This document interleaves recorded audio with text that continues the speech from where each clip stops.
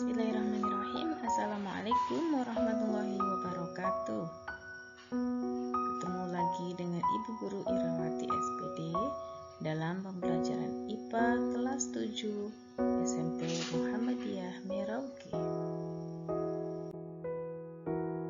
Apa kabar anak-anak? Semoga anak-anak dalam keadaan sehat. Hari ini kita akan belajar tentang partikel materi. Bagian pertama tentang unsur, senyawa, dan campuran. Seperti biasa, sebelum kita belajar, kita berdoa dulu ya.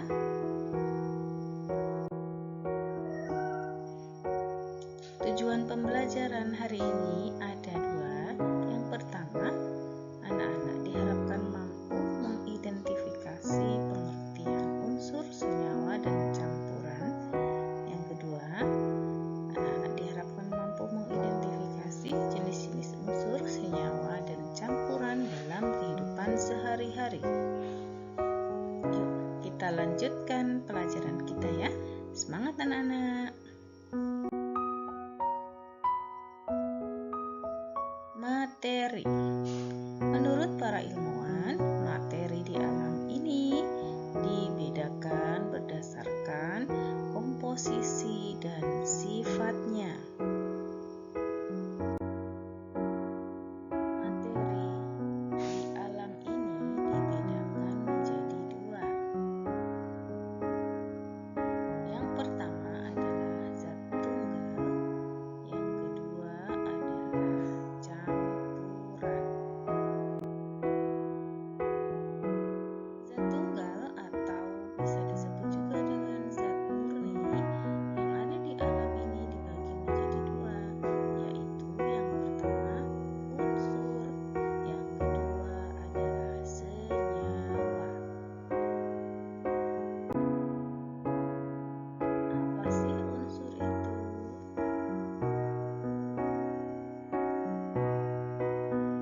Unsur merupakan zat tunggal yang tidak dapat diuraikan lagi menjadi zat yang lebih sederhana dengan proses kimia biasa.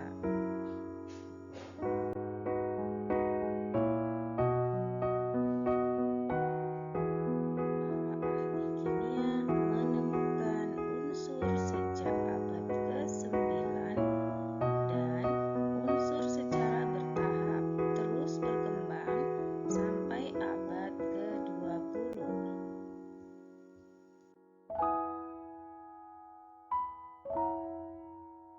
Unsur dibagi menjadi tiga. Yang pertama unsur logam, yang kedua unsur non-logam, yang ketiga ada unsur semi-logam. Dalam kehidupan sehari-hari yang merupakan contoh unsur logam adalah besi, emas, juga ada seng. Sedangkan contoh unsur non-logam dalam kehidupan sehari-hari ada karbon, ada oksigen, ada hidrogen, nitrogen, dan lain-lain. Contoh unsur semi-logam dalam kehidupan sehari-hari ada boron, ada silikon, germanium, arsen, dan lain-lain. Berikut ini disajikan beberapa contoh unsur logam serta lambangnya dalam kehidupan sehari-hari. Nama Latin beberapa unsur logam seperti aluminium, barium, ferum, aurum, atau emas, kalium, kalsium, kromium, magnesium, manganium, natrium, nikelium, dan lain-lain. Berikut ini disajikan beberapa contoh unsur non-logam serta lambangnya dalam kehidupan sehari-hari. Nama Indonesia ada oksigen, hidrogen, karbon, belerang, fosfor, nitrogen, iodin, dan lain-lain. Penamaan unsur menggunakan bahasa Latin berdasarkan penemu pertamanya atau tempat ditemukannya unsur tersebut. Simbol unsur yang saat ini banyak digunakan secara internasional adalah simbol unsur yang diusulkan oleh ahli kimia yang bernama John Jacob Berzelius.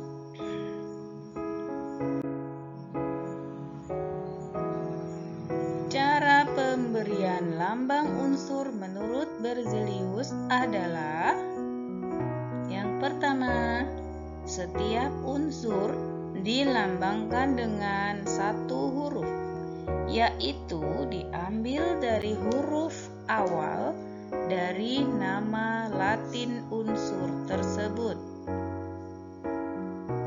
Kedua, huruf awal ditulis dengan huruf kapital atau huruf besar. Tiga, untuk unsur yang memiliki huruf awal yang sama, diberikan satu huruf kecil dari nama unsur tersebut.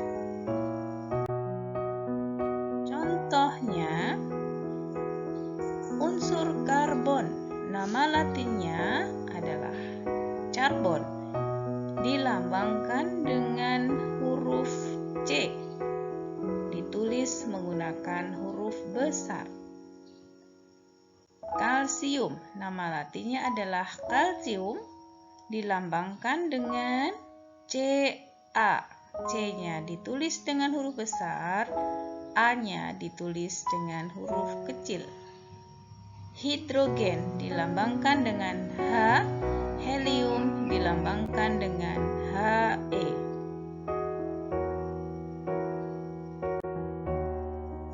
Unsur tersebut selanjutnya disusun ke dalam bentuk sistem periodik unsur seperti yang terdapat pada gambar berikut. Pada gambar ada beberapa warna yang menyatakan wujud dari unsur tersebut, seperti warna ungu menyatakan zat tersebut berwujud gas, warna hijau unsur tersebut berbentuk cair, warna biru unsur tersebut berbentuk padat, warna kuning unsur tersebut termasuk unsur buatan, dan warna abu unsur tersebut termasuk unsur semilogam. Berikut ini adalah perbedaan unsur logam dan unsur non-logam seperti terlihat di tabel. Perbedaan unsur logam dengan non-logam.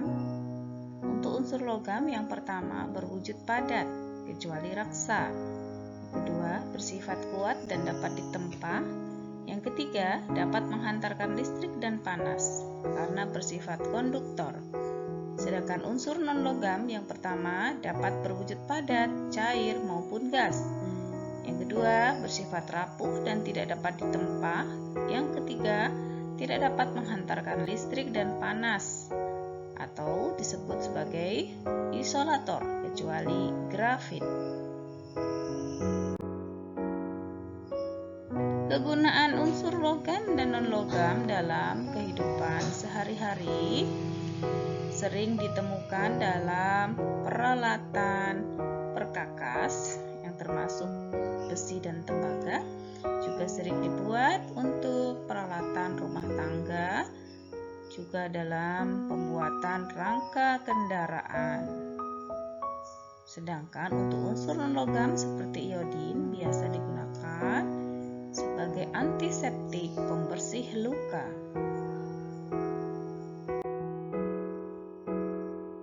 Penggunaan unsur non-logam dan unsur logam secara umum dalam kehidupan sehari-hari bisa dilihat pada tabel.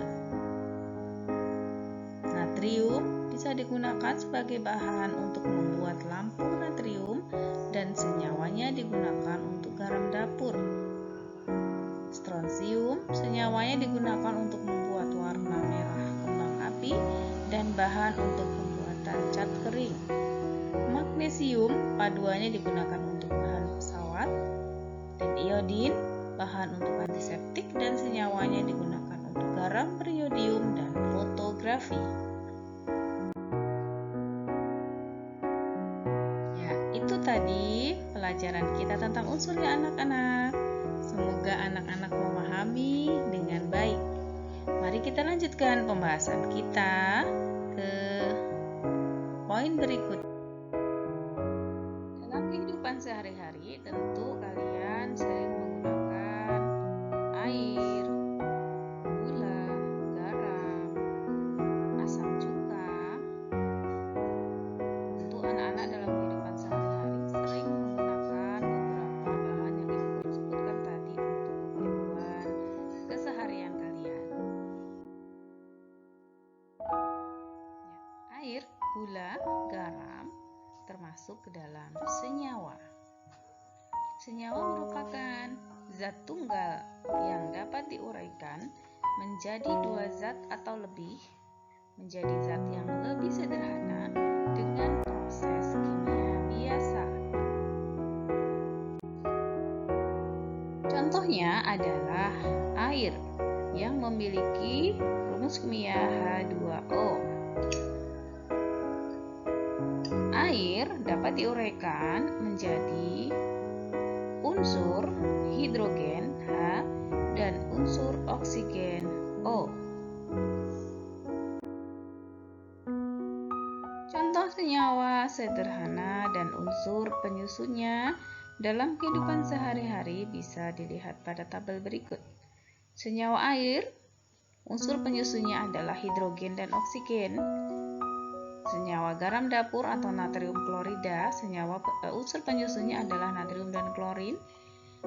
Gula tebu atau sukrosa, unsur penyusunnya adalah karbon, hidrogen, dan oksigen. Anak-anak, itu tadi materi tentang senyawa. Mudah-mudahan kalian memahaminya ya.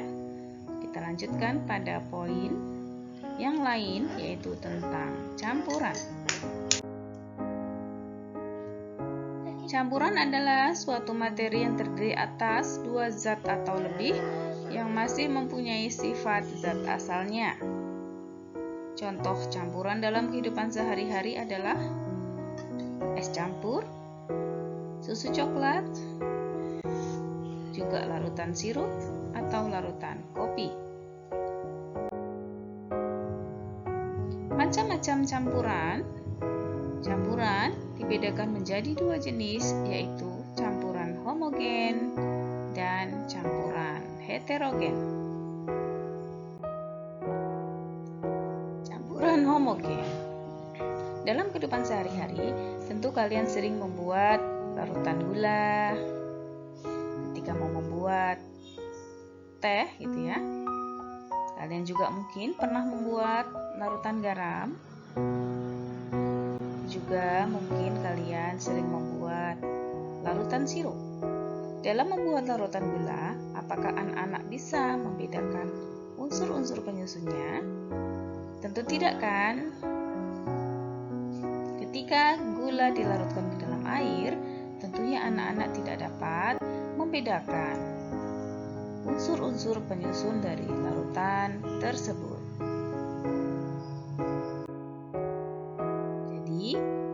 Campuran homogen adalah campuran yang tidak dapat dibedakan zat-zat yang tercampur di dalamnya.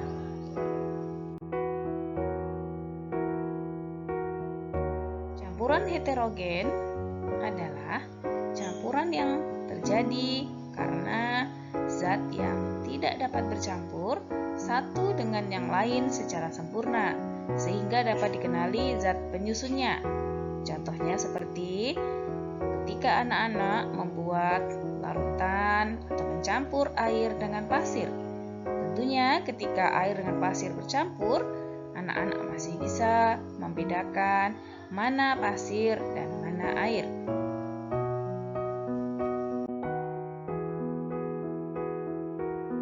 Perbedaan unsur, senyawa, dan campuran yang terdapat dalam video pembelajaran Ibu Guru hari ini dapat dirangkum dalam tabel berikut.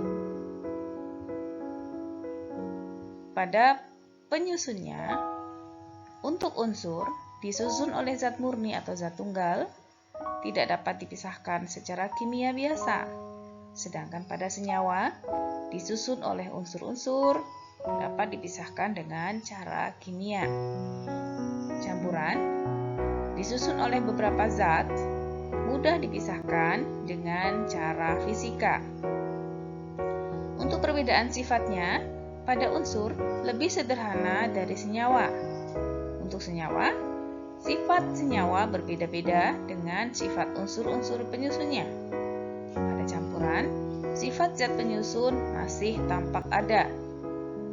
Sedangkan perbedaan pada prosesnya, unsur tersedia di alam, senyawa tersedia dari perubahan kimia, sedangkan campuran terbentuk dari perubahan fisika. Alhamdulillah, kita sudah menyelesaikan pembelajaran tentang partikel materi bagian 1, yaitu tentang unsur, senyawa, dan campuran. Semoga anak-anak memahami apa yang Ibu Guru sampaikan, dan Ibu Guru mengucapkan terima kasih atas perhatian kalian. Wassalamualaikum